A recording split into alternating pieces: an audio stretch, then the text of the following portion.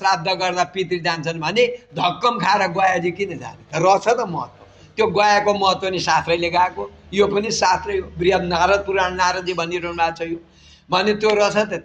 त्यहाँ गङ्गासारको डिलमा श्राद्ध गरे होला? छैन। गयामा चाहिँ बरु पुग्या, किनभने यो सुन्नै पाथेन। त्यहाँ कुनै यज्ञ देवतालाई यज्ञ गर्छ भने करोड गुना फल पाउँछ।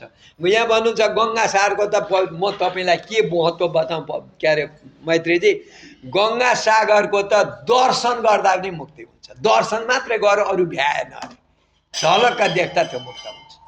त्यो पुण्य कसैले वर्णन गर्न सक्दैन। भने को गङ्गासारको जल आचमन गर्नु है, त्यहाँ चाहिँ एकदमसँगले त्यसलाई चाहिँ चुरुममा डुब्नु, त्यसलाई दर्शन गरेर नमस्कार, त्यो कुरै छोडिदिनु अर्थ। गङ्गासागर जस्तो तीर्थ त नभूतो न भविष्यति न ब्रह्माण्ड भनिन्छ। त्यसो हुनाले त्यहाँ पुग्यो भने केही न केही भगवान्को काम गर्छ। जस्तै हामी भजन गर्छौँ, गङ्गासारको डिलमा बसेर हामीले 5 मन्त्र 5 माला हामीले गोपाल मन्त्र जप्यौँ भने 5000 माला जपेको फल पाइन्छ। त्यति गुना, अझ लाख गुना भनेको छ यहाँ।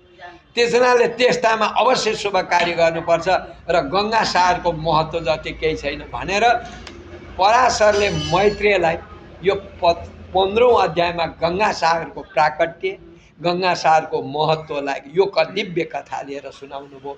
अब भन्ने यो 5औं, अब 1 अध्याय बाँकी छ। 16औं अध्यायमा भगवान् के को महत्त्व बताउनुहुन्छ भगवान् पराशर मैत्रेयलाई, अब हामी सुनौला।